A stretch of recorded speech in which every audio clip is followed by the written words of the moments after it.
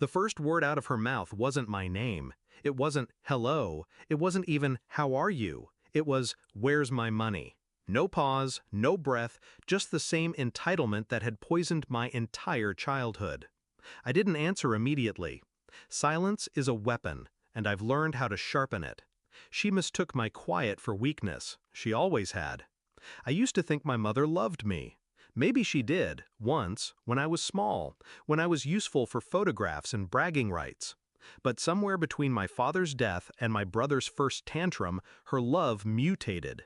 My brother was the golden child, spoiled, shielded, worshipped. He wrecked cars and she replaced them. He burned bridges and she rebuilt them. He failed and somehow it was always someone else's fault. And me? I was the provider, the soldier, the one who worked, earned, and quietly paid her bills while she sang his praises to anyone who'd listen. I told myself it didn't matter. That family was sacrifice, that one day she would see. The truth hit me in the ugliest way possible. I learned about the will by accident. An attorney friend called me, hesitant, almost apologetic. My mother had drawn up papers.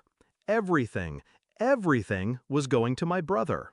The house, the land, the accounts I'd been filling thinking they were hers. Not a single line for me. I didn't cry. I didn't yell. I just stopped. Stopped visiting. Stopped sending checks. Stopped pretending. For the first time in my life, I cut the cord. 1 month later, the phone rang. Her number flashed on the screen. I answered, curious to hear which mask she'd wear. But there was no mask, just greed. Where's my money? I almost laughed. Almost. But instead, I asked calmly, why don't you call your heir? I hear he's rich in promises. There was silence on the other end, the kind of silence that reveals truth. She hadn't told him. Of course not. She couldn't risk him knowing how much of her life was propped up by me. She tried charm next, the soft voice, the motherly guilt. You know I need you. You've always taken care of me. Yes, I had, and she had weaponized it. You made a choice, I reminded her. You chose him. You made it clear who matters. That was just paperwork, she snapped, dropping the act. You're still my child. You'll still help. Paperwork. That's what I was to her. Ink on a page, easily erased. I could have walked away forever. But no, I don't leave debts unpaid. Not hers, not my brother's. So I planned. Not with rage, but with precision. First, I called the bank. Every account in my name, every joint asset where my money had kept her afloat, I severed it. The utilities, the mortgage auto payments, the insurance premiums, gone. Then I called her creditors, quietly, respectfully, explained that she had no income of her own, that they should direct all future communication to her beneficiary. Next, I reached my brother, not directly, through whispers. Old friends, family acquaintances, people who love gossip more than air. It didn't take long for him to hear the truth, that our mother had written him into the will because she had nothing left to give while alive. That every luxury she flaunted was bankrolled by me. I knew exactly how he'd react. He'd confront her, loudly, brutally. Because spoiled children don't like discovering the strings that hold their world together. The confrontation came sooner than I expected.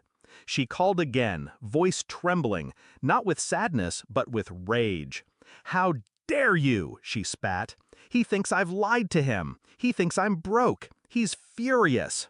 Good, I said softly. Let him take care of you. After all, he's your future. Her breathing hitched.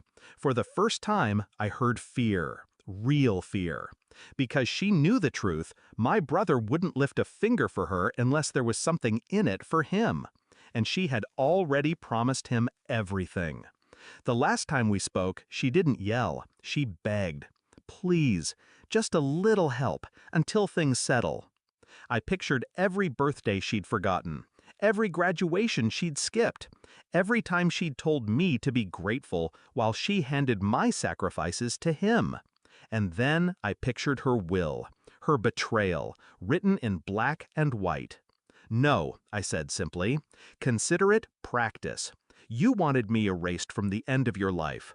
Now you get to live that reality while you're still here. I hung up. It's been months. She still calls sometimes. I don't answer. I hear through whispers that my brother resents her now, that he won't give her a cent until the house is legally his. She's alone, cornered by the very choice she made. Do I feel guilty? No. Do I feel sad? Not anymore. I feel free. Because I finally understood, betrayal isn't always a knife in the dark. Sometimes it's ink on a page. Sometimes it's a mother who forgets that love is proven, not purchased.